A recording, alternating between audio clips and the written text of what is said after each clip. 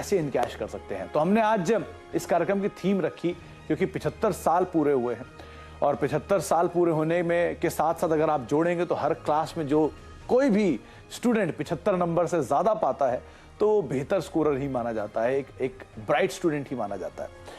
हमने हर कंपनी को 4 पैरामीटर में बांट दिया है, जो 4 पैरामीटर सबसे अव्वल पैरामीटर होते हैं किसी भी स्टॉक के चुनाव के लिए। वो पैरामीटर आपकी स्क्रीन पर है, प्रमोटर, बिजनेस, फाइनेंशियल्स और वैल्यूएशन। तो ये 4 पैरामीटर पे जो भी स्टॉक 75% से ऊपर स्कोर करेगा हम उसको इस पोर्टफोलियो का हिस्सा बनाएंगे, और अगर स्कोर नहीं करता है तो हम उसको इस पोर्टफोलियो का हिस्सा नहीं बनाएंगे। अच्छा, तो अब वो स्टॉक्स कौन चुनेगा? तो भैया जब टॉपर की बात हो रही है तो टॉपर हमारे इन हाउस भी रहेंगे ही, हमारे पास टॉपर गेस्ट भी हैं, और वो सभी टॉपर जो अपने अपने क्षेत्र के दिग्गज जानकार के तौर पर शुमार हैं। प्रकाश दीवान सर हमारे साथ मौजूद होंगे, उनसे हम बातचीत करेंगे, उनसे हम उनकी सूची समझेंगे। गौरांग सर हमारे साथ मौजूद होंगे, उनसे हम बातचीत करेंगे, और साथ साथ पार्थिव सर भी हमारे साथ मौजूद हैं, उनसे भी हम बातचीत करेंगे। शुरुआत करते हैं प्रकाश सर के साथ। डिकेड्स ऑफ एक्सपीरियंस के साथ प्रकाश सर हमारे साथ मौजूद हैं, रादर तीनों ही गेस्ट मौजूद हैं। तो प्रकाश सर, पहला जो आपका स्टॉक रहेगा वो कौन सा रहेगा और कितना कितना स्कोर आप देंगे इन चारों पैरामीटर पे उन्हें? तो सुमित, पहला जो स्टॉक जिसका मैंने चयन किया है वो एक बड़ी यूनिक पोजीशन में है, क्योंकि हम देश के 75 साल की सालगिरह मना रहे हैं और सेलिब्रेट कर रहे हैं। तो मैंने भी देश में जो अच्छी चीजें की है सरकार की तरफ से उसमें से चुनने की कोशिश की। पहली कंपनी का नाम है रेलटेल। सॉरी, नाम तो हमने सबने सुना है। कुछ समय पहले इसका जब आईपीओ आया, डाइल्यूशन किया गवर्नमेंट ऑफ इंडिया ने, उसके बाद से ये पब्लिक स्पेस में अवेलेबल रहा है, और इससे पहले आज तक इस कंपनी के बिजनेस के बारे में इतनी करीबी जानकारी किसी को नहीं थी। अब देखेंगे आप तो इसमें मजे की बात यह है कि इसमें जो बिजनेस है उसको जो प्रमोटर्स हैं सरकारी है, तो कोई उसमें वो नहीं है, गवर्नमेंट ऑफ इंडिया के साथ आपको कोई डाउट नहीं है। तो 90% के पूरे आंकड़े जो होते हैं वो मतलब जो अंक है वो मैंने दिए हैं। जो बिजनेस है वो इतना यूनिक है कि जितने भी हिंदुस्तान के रेलवे स्टेशन है वहां पे जो केबलिंग की हुई है, जो नेटवर्क किया हुआ है, वो भी इनका है। तो उस लिहाज से भी मैंने उसको 90 का अंक दिया। फाइनेंशियल्स थोड़े से अभी हो सकते हैं थोड़े से नरम, इसलिए है कि कंपनी मैच्योरिटी की तरफ जा रही है, काफी इन्वेस्टमेंट्स किए हुए हैं, तो वो वहां पे एक 20 अंक की गुंजाइश है 100% होने में, बट 80% वहां भी है। और last is financials, sorry valuations, जिसके लिहाज से मुझे लगता है ये बहुत खरा उतरता है, क्योंकि आज 3,000 करोड़ में आपको सारी कंपनी मिल रही है, और जो 60,000 किलोमीटर की केबलिंग की अगर आप लागत देखेंगे तो वो इससे कहीं ज्यादा है। तो ये बिजनेस ना कोई सेट कर सकता है, तो रिप्लेसमेंट कॉस्ट बेसिस पे, जिसको हम कहते हैं अंग्रेजी में, ये वैल्यूएशन के तौर पे भी बहुत ही आपको उम्दा लेवल पे मिल रहा है, इसलिए उसको मैंने 85 अंक का आंकलन किया है। तो रेलटेल पहला नाम है, और वो प्लेट लेके आइए डायरेक्टर साहब, जिस पर अभी स्कोरिंग हम देख रहे थे। 90% का स्कोर दिया है प्रमोटर में, ऑब्वियसली बात है, सरकारी कंपनी है, भारतीय सरकार इसमें प्रमोटर है। बिजनेस में 90% का एक पैरामीटर, और उसके अलावा फाइनेंशियल्स को लेकर और वैल्यूएशंस को लेकर 80 से 85% का जो एक पैरामीटर है वो प्रकाश सर ने दिया है। तो पहला नाम रेलटेल है, और स्कोरिंग के हिसाब से ये टॉपर की कैटेगरी के अंदर फिलहाल फिट बैठता है। अच्छा गौरांग सर, आपकी तरफ से पहला नाम कौन सा रहेगा और कौन सा, क्या पैरामीटर्स आपने उसे दिए? तो सुमित, सबसे पहले तो आजादी के 75 साल पूरे होने पर और अमृत महोत्सव पर हम भारत के और हिंदुस्तान के सभी देशवासियों को हमारी कंपनी जियोजित फाइनेंशियल सर्विसेज और हमारे तरफ से ढेर सारी शुभकामनाएं देंगे, और यशस्वी हम सब हो और भारत देश आगे बढ़े, और ऊपर के सबसे 3 नामों में सर्वोच्च स्तर पर भारत का, हिंदुस्तान का नाम आए, इसी विश्वास के साथ हम आगे बढ़े और योगदान दे देश की तरफ। तो मैं सबसे पहले तो ये बताना चाहूँगा कि जो 3 कंपनियों का हमने आकलन किया है, ये 4 जो धाराएं आपने बताई हैं, मालकाना हक यानी कि प्रमोटर, कारोबार यानी कि बिजनेस, वित्तीय परिस्थिति यानी कि फाइनेंशियल्स, और मूल्यांकन यानी कि वैल्यूएशन, ये चारों पर हमने तीनों को एक ही अंक में मापा है। यानी कि प्रमोटर पर हमने 100 में से 100 दिए हैं, कारोबार को लेकर के 100 में से 80 अंक दिए हैं, वित्तीय परिस्थिति फाइनेंशियल पर भी हमने 100 में से 80 अंक दिए हैं, और मूल्यांकन वैल्यूएशन पर भी आप देखने जाए तो हमने 100 में से 80 अंक दिए हैं। तो सबसे पहली कंपनी जो होगी वो है केमिकल, स्पेशलिटी केमिकल्स से क्षेत्र से जुड़ी हुई कंपनी, जिसके तिमाही के नतीजे अभी हाल फिलहाल आए थे।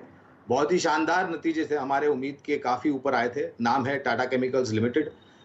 तीसरी सबसे बड़ी सोडा ऐश बनाने वाली कंपनियां हैं, और इनके जो उत्पादन क्षमता है वो 13 जगहों पर पूरे देश में और विश्व भर में फैले हुए हैं। और जो एक चाइना प्लस वन पॉलिसी का सकारात्मक असर जो हम देखने वाले हैं आने वाले समय में, वो भारत में स्थापित स्पेशलिटी और एग्रो केमिकल्स को मिलेगा। तो हमने सर्वोच्चम कंपनी जो चुनी है इन सभी मापदंड पर, वो है टाटा केमिकल्स।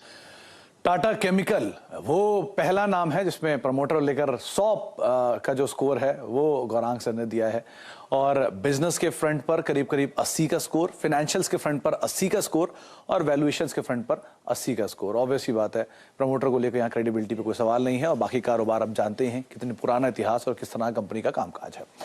पार्थिव सर, आपका नंबर पहला कौन सा स्टॉक होगा, और दूसरा आपने क्या स्कोरिंग दी उनको?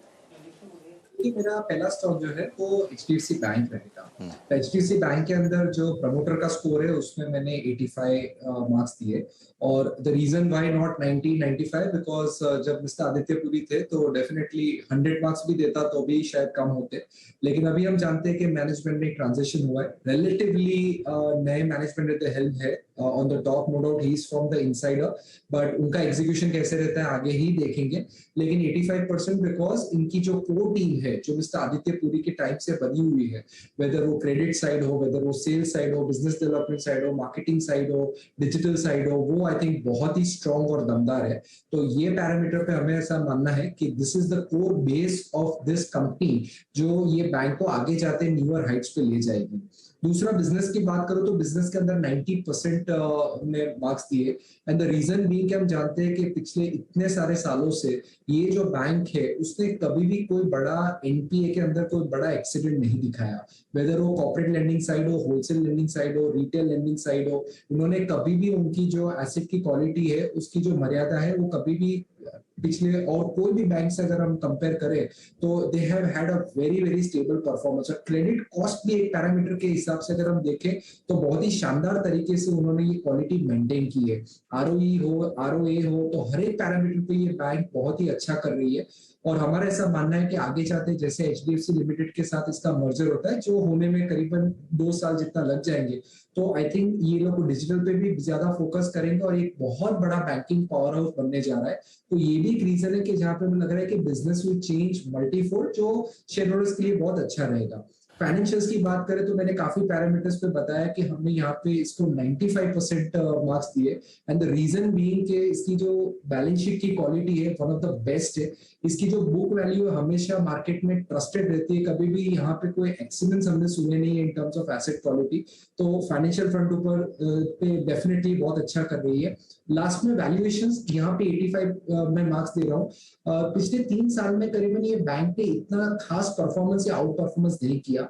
वन रीजन बीइंग कि एफआई का सेलिंग काफी हावी रहा है, लेकिन यहाँ पे एट 630 बुक वैल्यू जो ये बैंक की है, यहाँ पे ये 2.3 प्राइस टू बुक पे मल्टीपल पे अवेलेबल है।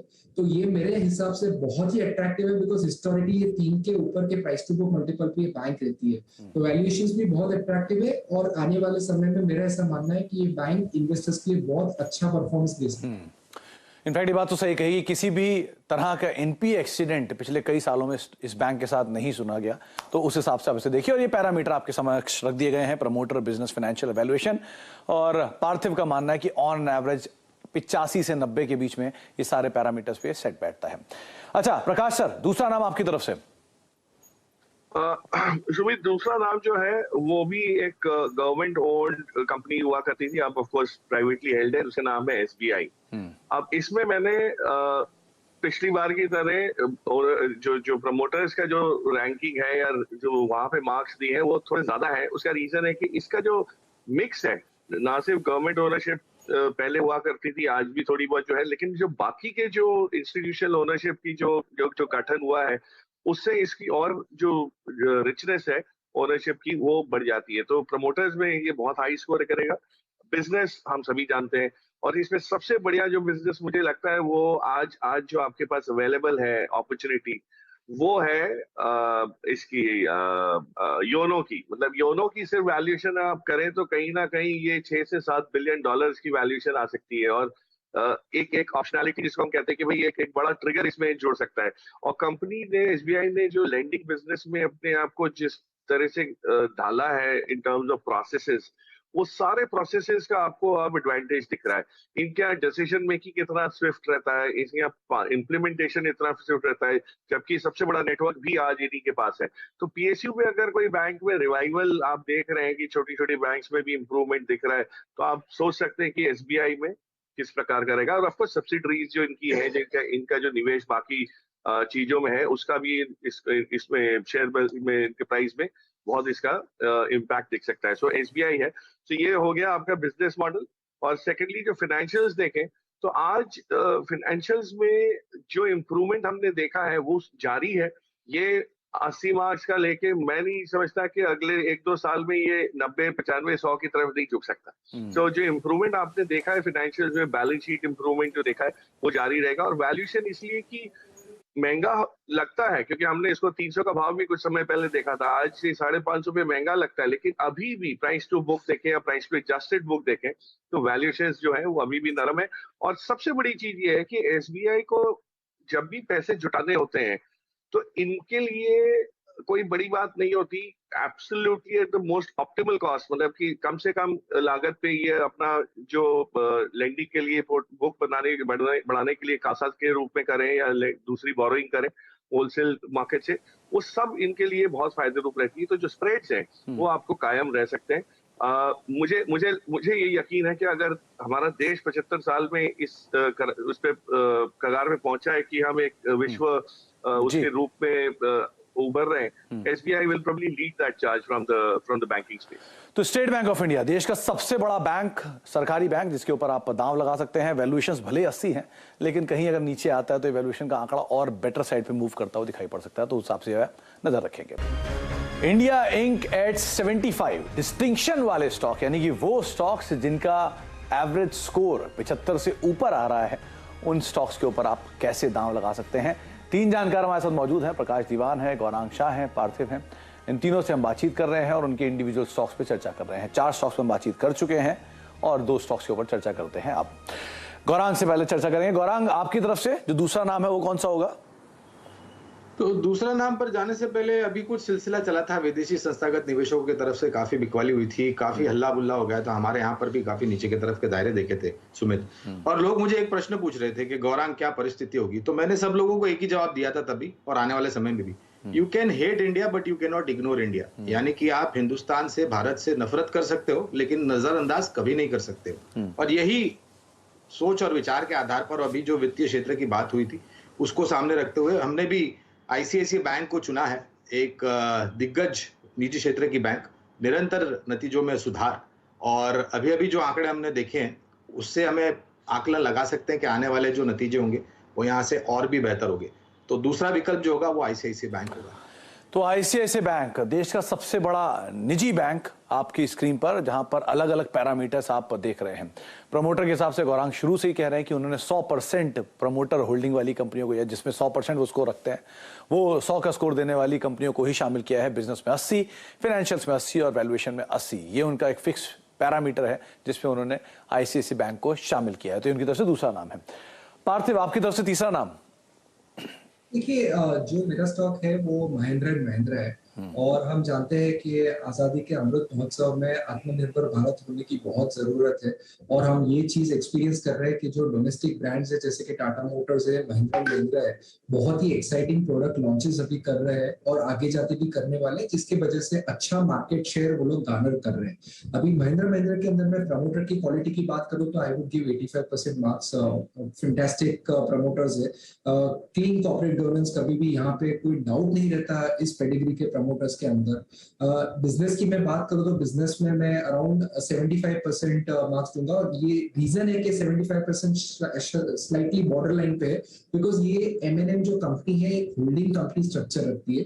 इसलिए होल्डिंग कंपनी में हमेशा हम देखते हैं कि जब ये कंपनी के पास जो दूसरे बिजनेस जिसका होल्डिंग स्टेक है, वहां पे हमेशा एक होल्डिंग कंपनी डिस्काउंट रहता है। तो ये स्ट्रक्चर आगे जाते अगर वो लोग डीमर्ज करते हैं या वैल्यू लॉकिंग करते हैं तो डेफिनेटली बिजनेस के लिहाज से भी बहुत अच्छे मार्क्स मिल सकते हैं। इन टर्म्स ऑफ फाइनेंशियल्स की बात करिए तो रॉक सॉलिड बैलेंस शीट है।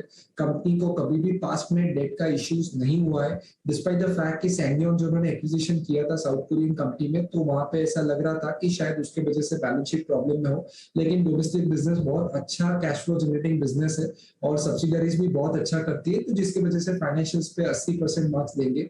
वैल्यूएशंस की मैं बात करूं तो बहुत ही अट्रैक्टिव वैल्यूएशंस पे ये स्टॉक अवेलेबल है।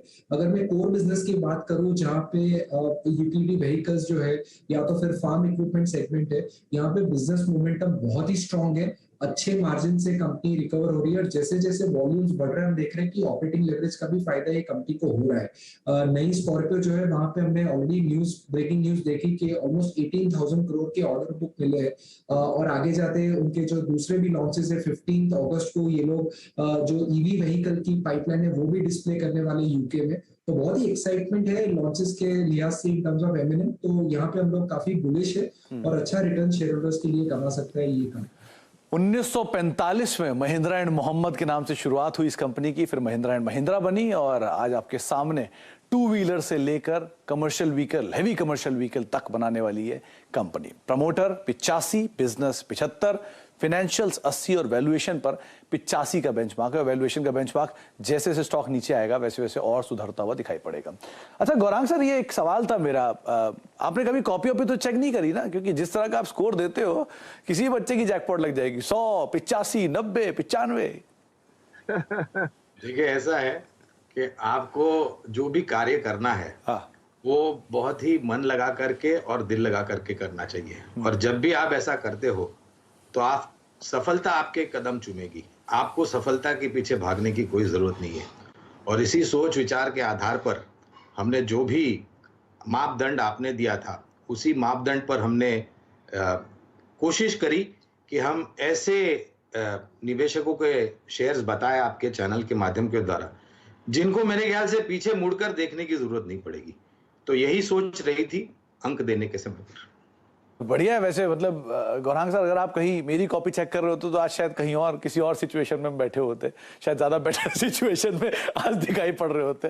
प्रकाश सर मतलब ऑलमोस्ट स्कोरिंग रीजनेबली कर रहे हैं, लेकिन अपर साइड भी है प्रकाश सर। बस उम्मीद ऐसा है कि शुरुआत उसी से की जाती है और क्लास में जो 90, 80, 85% वाले बच्चे होते हैं उनकी पहले सुनवाई होती है। अब आएंगे कुछ बाकी भी हैं जो मतलब नजर ही नहीं पड़ती कभी आपकी शायद। नहीं, ऐसी बात नहीं है, हम लोग भी वैसे ही थे, हम लोग भी सब वैसे ही थे। नहीं, पार्थिव ने तो बोला शुरुआत में धीरे धीरे कमजोरी से शुरुआत हुई, बाद में ब्रेकआउट आया पार्थिव के अंदर। क्यों पार्थिव? एब्सोल्युटली, और शायद बचपन में ही शायद पापा ने बताया था कि शेयर बाजार में आना है तो बहुत हाई आईक्यू मत रखना, मीडियम रखना, तो ही अच्छे पैसे बनते। एनालिसिस पैरालिसिस हो जाता है कभी-कभी। चलो चलिए, बहुत बहुत शुक्रिया आप तीनों का ही हमारे साथ मौजूद रहने के लिए, और एक बार फिर से आज़ादी के अमृत महोत्सव में आप सभी को बहुत बहुत शुभकामनाएं। एक बारी तमाम स्टॉक्स आपकी स्क्रीन पर आएंगे जो हमारे तीनों ही जानकार ने, प्रकाश सर ने, गौरांग सर ने और पार्थिव सर ने बताए आपको अलग अलग पैरामीटर्स के लिहाज से। तो जो डिस्टिंक्शन होल्डर है उसमें सबसे पहले रेलटेल, ये एक नाम आपके लिए सुझाया गया है प्रकाश सर की तरफ से, और प्रकाश सर को लगता है कि आप SBI, देश का जो सबसे बड़ा सरकारी बैंक है, उसके ऊपर भी दाव लगा सकते हैं। गौरांग सर का मानना है कि टाटा केमिकल एक बढ़िया बेट हो सकती है, प्रमोटर को लेकर कोई सवाल या निशान ही नहीं है, और साथ साथ कंपनी का कारोबार भी बहुत ही बढ़िया है, तो उस लिहाज से इसका भी एक अच्छे डिस्टिंक्शन के तौर पर आप इसे देख सकते हैं। गौरांग सर का मानना है कि देश के सबसे बड़े निजी बैंक ICICI बैंक के ऊपर भी आप दाव लगा सकते हैं, और साथ साथ पार्थिव सर का मानना है कि आप देश के सबसे बड़े बैंक जो कि मार्केट कैप के लिहाज से है HDFC बैंक, इसके ऊपर भी दाव लगाएं। और उसके अलावा M&M जो कि टू व्हीलर से लेके कमर्शियल व्हीकल मेजर के तौर पर शुमार है, इस पर भी आप दाव लगा सकते हैं। पुरानी हिस्ट्री है और एक बढ़िया प्रमोटर की क्वालिटी है, अलग अलग फाइनेंशियल्स हैं, वैल्यूएशंस हैं, जिसके दम पर आप इन सभी स्टॉक्स को अपने पोर्टफोलियो का हिस्सा बना सकते हैं। तो ये 6 स्टॉक आपको बताए गए हैं और इन स्टॉक्स के माध्यम से आपको ये समझाया गया है कि कौन कौन से स्टॉक्स हैं जिनको आप सही पैरामीटर पर रखकर चुनाव करेंगे तो एक अच्छे पोर्टफोलियो की स्थापना कर सकते हैं।